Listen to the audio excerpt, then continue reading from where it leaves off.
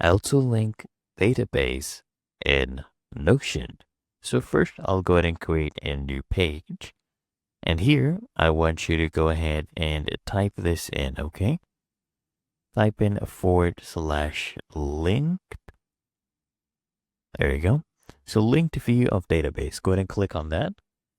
And now we'll see some of our existing databases. So let's say I want to pick up projects and tasks. I'll pick up projects. And here you'll see all my projects. And now I'll go ahead and add another database. So you come down here, okay, and you type in again /linked, right?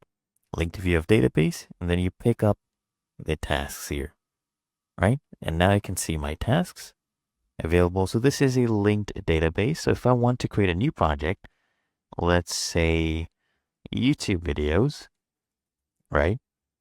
There you go. So I've added YouTube videos to my projects. And if I go here to projects, right, you'll see that YouTube videos will actually be added as a new project. So if I come down here, I think this one was the actual, yeah, it was this one. This one was the project, right? So if I come here, you'll see YouTube videos.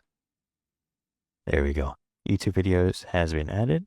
Another cool thing, guys, is you can go ahead and change the view, right, of this. So if I go ahead and come here, so this is my linked database. If I can click on these three dots, you can go ahead and edit this title. You can do a bunch of things. You can even change the views. So if I want the layout to change to, let's say, a board view, you can go ahead and do that as well, right? You can change the one for here as well. Same thing, guys.